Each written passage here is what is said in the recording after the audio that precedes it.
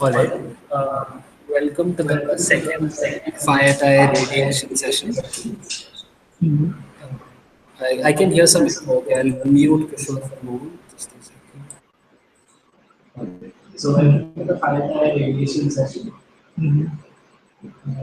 We will start with uh, tone voice. So it's very hard for me to speak. Um, okay. You can mute yourself also. Yes, I think that's it. Mute yourself. For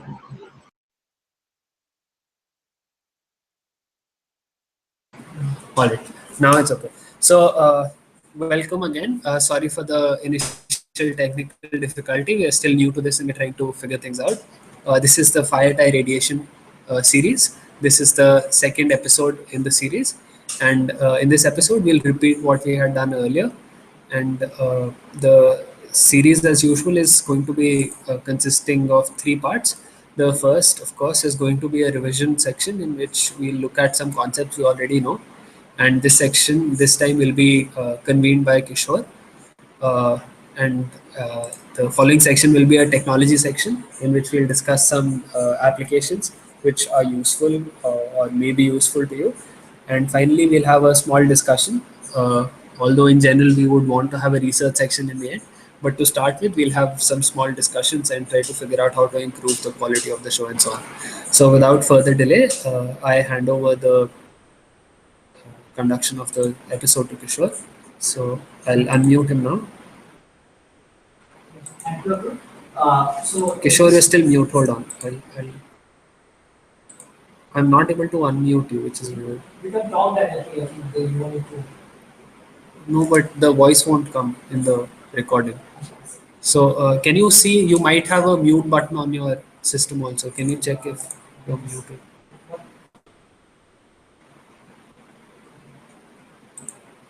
See if you can unmute yourself. In the meantime, I will change the screen sharing. So, okay. Yeah. Okay, I can hear you now. So I will hand it over to you. I'm muting myself. Yeah. So Your presentation, I hope you can see. okay. We are looking for the dynamics of a quantum mechanical system exposed to classical light field. So in principle, we are trying to understand the interaction of light with matter. Now, to properly understand that, you can treat that at three different levels. Like you can treat the classical, and light is also classical. I mean that the light is simply electromagnetic wave, and your atom as a dipole. See, on the other hand, you can have a semi-classical approach where you can treat your atom quantum mechanically, like you can have a quantum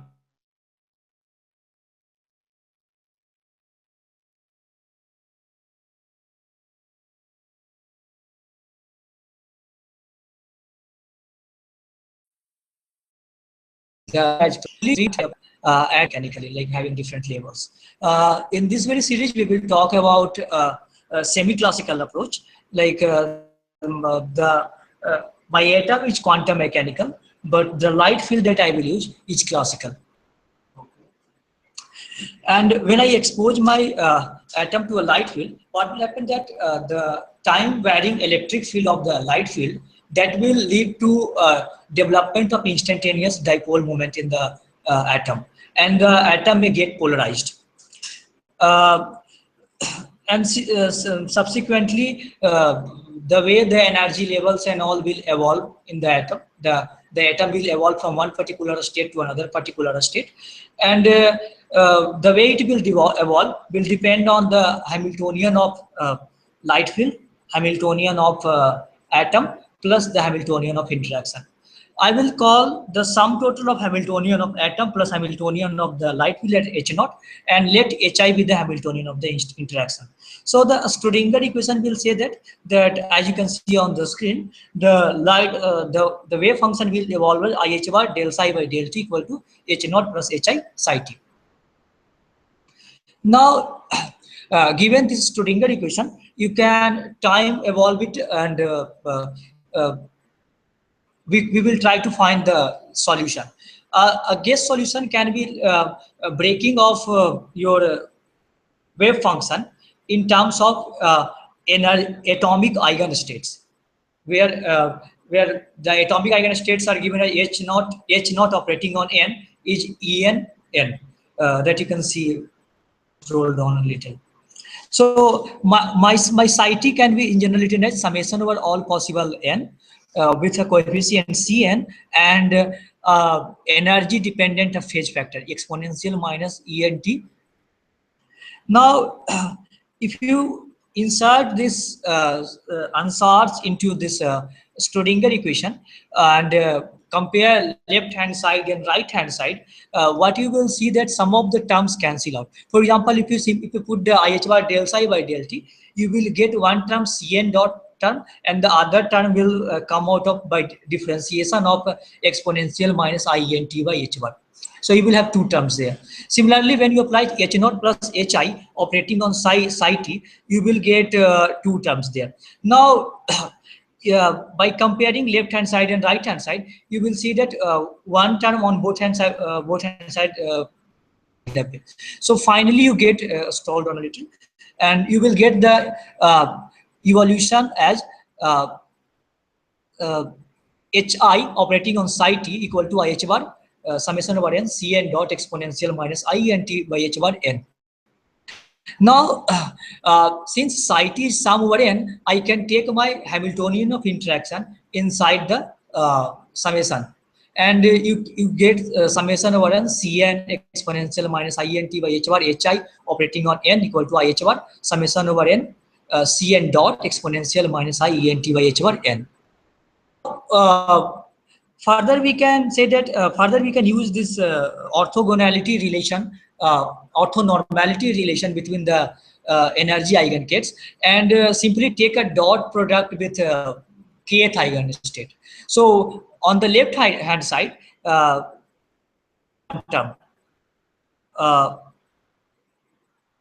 you will get one term on the right hand side. Basically, I put that on the left hand side here. So you scroll down a little. Yeah. So you will get IH bar CK dot exponential minus EKT. Basically, your Kn, when you take the inner product of n with k, you get delta nk, and all n gets cancelled away, and only those with n equal to k survive. So you get IH bar CK dot exponential minus IEK t by h bar equal to summation over 1 CNT exponential minus ENT by h bar k hi sandwiched between k and n. I will call this a matrix element. Now you can see that I expressed my psi t in terms of coefficient Ck with some energy energy dependent phase factor and energy eigenstates. The equation that I finally get that gives me how does that gives me an idea that how does these different coefficient evolve with time. So you can say that you get a differential equation in Ck, and you can see that it depends on the coupling between and n. In some sense, like how the nth eigenstate is related to the kth eigenstate. I will call this element as a matrix element that you are familiar from our QFT course also.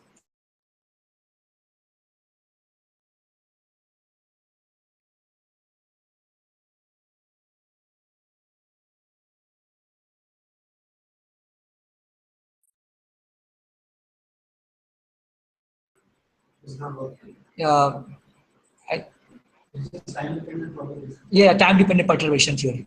Okay, so the difference between my kth and nth label that I write as h bar omega nk, where omega nk is en minus ek by h bar, and I will use this notation omega nk equal to en minus ek by h bar to things. Okay, yeah. So I had this small doubt. When you Okay. are looking at this Hamiltonian that you constructed, H naught plus HI, so this HI you have taken to be time dependent. HI am taking to be time So dependent. that is preempting the fact that you're doing a semi-classical approach, right? Yeah. That is the intention with which. Yeah, yeah. Just to clarify. Okay, thank you. Yeah, I take my electric field or E naught sine omega t or something like that is a function of time. Yeah. So the semi-classical approach is very much there.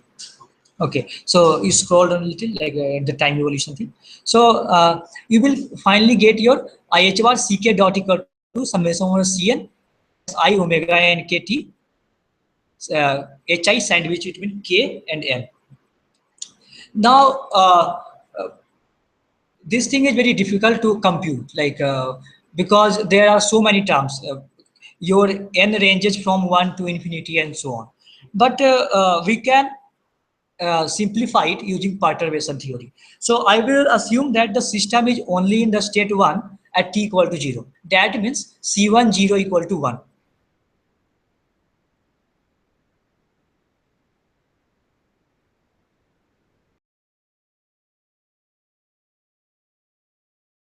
Ck g all k. Furthermore, I will, which basically means that all those coefficients Ck at all possible time t will their square will be less than equal to 1. So under this approximation, we can say that yeah, go to the next page. Yeah. So under this approximation, we can say that all other terms will cancel away, and only n equal to 1 will survive. Yeah, because your here the only non-zero term here is C1. All other terms they are very small. So basically you can ignore all other terms and you will have here IH bar CK dot equal to exponential minus I omega 1 kt. I take n equal to 1 over 1 kt and kn 1. So now the situation is very simple. You have kth level and you have first level, and basically you are trying to find what is the value of ck time given my ck is very small and my system starts from ground state. Okay. Now further we can say we know that ck0 equal to 0 for k not equal to 1. This equation is very easy to integrate. You take the 1 by IH bar down and you simply put dt prime here. Here it will be dck by dt. So you take IH bar down here and you will get ck equal to the whole thing integrated with dt. I haven't done anything, like simply put it in the integration symbol. Okay, so this gives you the evolution of a different coefficient with time. Now, till now, what we were talking about, they are like we did not talk about a particular kind of Hamiltonian of interaction, but we can take a perturbation as it happens in case of electric field and so on. So there your HI will be some HI cap exponential minus I omega t. Time dependent thing, and there so you will get your CKTH scroll down a little exponential you will get 1 by h bar 0 to some capital time t exponential minus I omega 1 k t prime HI sandwich between k and 1 times exponential I omega t prime dt prime. HI is in I the interaction thing is time dependent. So you take that exponential I omega t because that's a complex number outside your sandwich, and you get like exponential minus I omega 1k plus exponential into exponential minus I omega t prime dt prime. This thing omega minus omega 1k, I think I missed some plus or minus sign, some problem. So I call that thing detuning, delta W equal to omega minus omega Q1. And from here you can see that the transition probability will be given as CKT mod square. And you do calculation here. I haven't done the calculation. This part is left like for we will do it next time. So you get it CKT mod square equal to 1 by h square. This sandwich term KHI 1 mod square into some depending on delta W and T. This term y is given as sine square delta W T by 2 divided by delta W by 2. So this we can see that if tuning is very small, difference between omega and omega k1 is very small, then in that case the probability will jump high. So as it happens that if you have two energy levels, 1 and k, if you shine a laser light with the frequency almost same as the energy gap, what will happen that the probability that the atom will jump to that state is quite high. So this was what I wanted to motivate.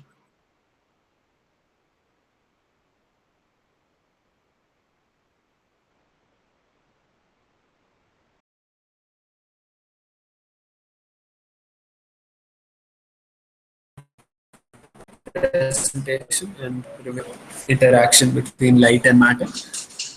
And so now what we'll do is we'll switch to the next section, which is going to be done by me.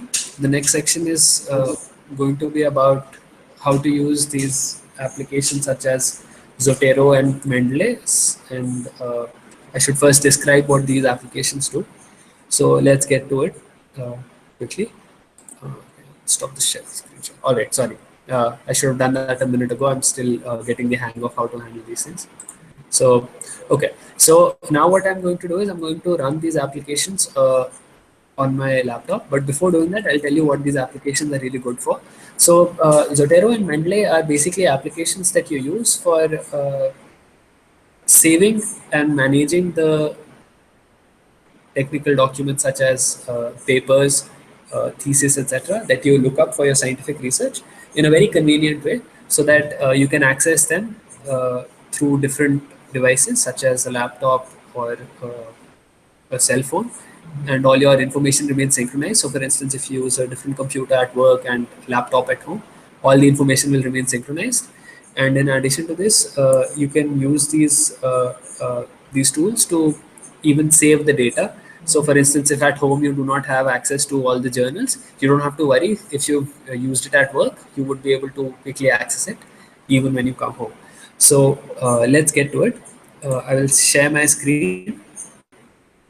And all right, let's start. Okay, so Zotero and Mendeley are applications that you can download off of the internet. So what I'll do is I'll first launch a new Google Chrome. Second, all right. So let us see. Let us say, for instance, I want to check what's on arXiv today. It's one of the easiest sites to look at. So I press what's new in quantum physics. This is something I routinely do. Now, say for instance, I am interested in this particular topic. It says training a quantum optimizer. So I click on that link, and that link takes me here. I hope you can see things. Yes, all right, good. So okay, so this is the paper, and now what I do is that usually if I want to view it without using any application, I can straight away click on the PDF and look at it. That's the usual way of handling it. The Zotero way of doing it is that I'll tell you how to get all these applications. But at the moment, this is as you can see, an extension for Google Chrome. You press on this button, and you would see this small box appearing. And this box is saying saving item and training the title of whatever paper you were looking at. Training a quantum optimizer is the title for this paper. It will click a snapshot of the web page that you're on, and in addition, it will download the PDF file for you. And this is very neat. So let us see what it does for a document which has already been published on some other sites. So let's say, for instance, I open Nature. All right, so there seems to be some paper which I've already opened. It's about some quantum simulation using ultra cold gases.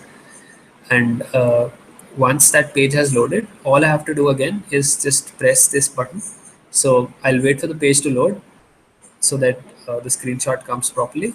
So, okay, this is the paper. I have access because I'm using it from my Isamohali Wi-Fi. Now I just press this button, and again it'll do the same thing. It'll get the documents. Now the good thing with this is it works with almost all the major websites that you know of, and it doesn't just have to be arXiv, it can be anything. So that is good. Now, where does all this information go? So to access this, I have to run Zotero. So I have downloaded it. I'll tell you how to do it in a minute, but at the moment I'll just search for it and I'll run it. Good thing is it runs on Linux, Windows, and Mac, so it's completely cross-platform. So it doesn't matter which platform you're using. Okay. So now we want to know where these documents went. So for instance, if I look at the first document, what was it called? I forgot. Let's see. So quantum physics. No. Okay, I think I shut the. Okay, let's look at this one. Quantum simulation with ultra cold quantum gases. So if I try to find it, I would have it in my in this. So depending on which folder you've used last, it will save it in that folder. So I have used this folder called Quasars. So I have this. The document is right here.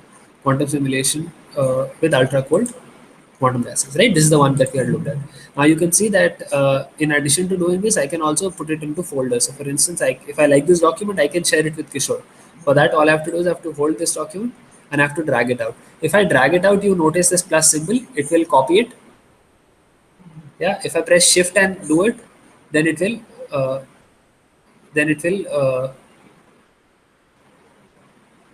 okay. So press shift and do it.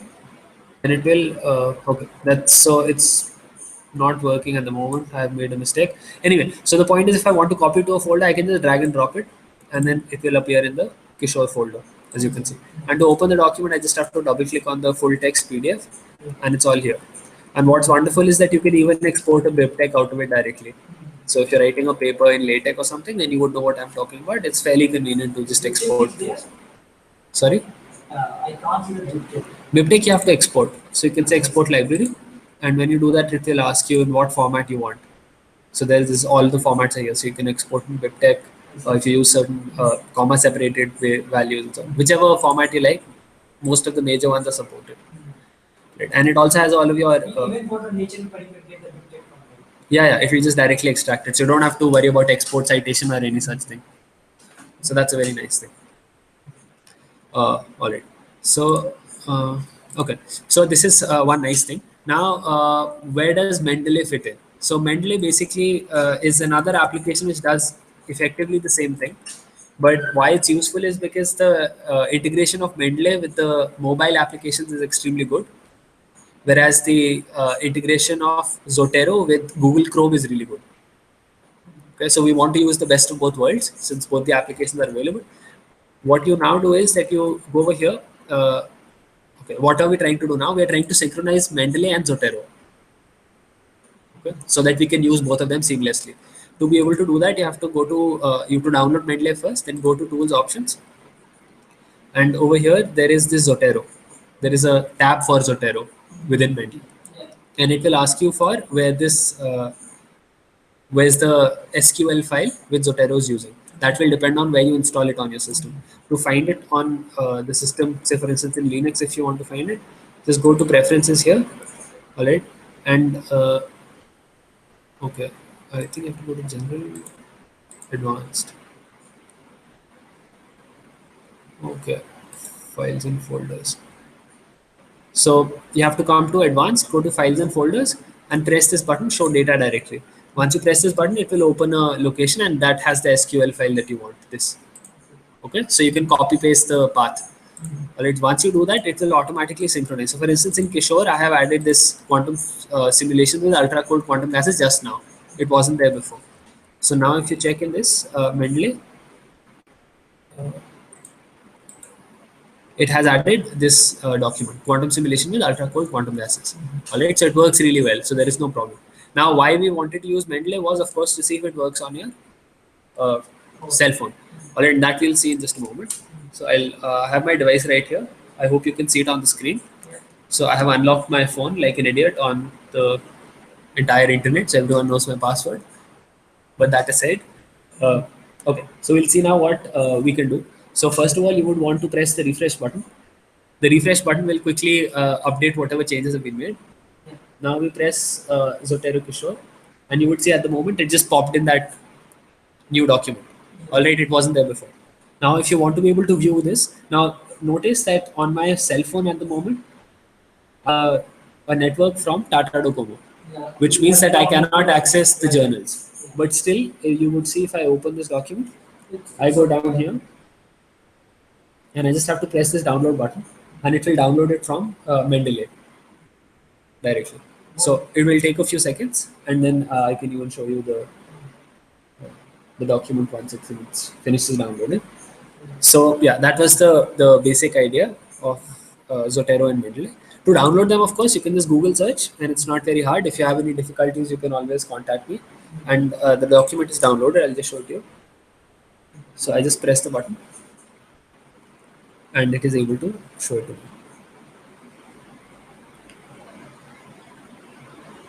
So I can zoom in and I can show you. So this is the document that we had and everything looks reasonable. Quantum simulation with ultra cold gases, nature physics. That's. So yeah, that is effectively the end of it. I hope it was helpful, and with this we end the technology session. Kishore, hold on. I will stop the screen sharing. Okay, and I will unmute you. Okay, how do you, Kishore? Can you unmute yourself? I can't hear you. What? Unmute yourself. You're muted. Okay, now it's good. So what were you saying? Can you please say it again? Yeah. So I said that Emmanuel Bloch is the guy, the first author of the paper. He's the one who is currently offering the course of quantum optics on Coursera. Just a side note. Oh, okay. Okay. He was actually among the founders of this ultra cold atoms technique. Yeah. That is where he is. Yeah. So, okay. So I think that finishes that section. Now we can basically discuss about what next we can do. Like Yes. there can be all the next session. Yes. All right. So we are done with the revision. We are done with the technology section. And now we're on discussion. Okay. So, like for 2 months or something, I will be away at my in countryside, so I will not have internet access. But sometimes I will be visiting Delhi or I think here, I said Mohali for my visa thing and all. So if I am here, we can have a session. I will inform you that if I have access to internet. If that is not possible, then most probably we will have our next session in August. So I will be there in security from 28th July. Okay. So we can have our discussion on Okay. yeah. So we can mark 21st July for the next session. Okay, we'll anyway see if there are other people around. We can have a session anyway. We can look at it later. If something of that sort can be organized, because very few people are participating other than the two of us.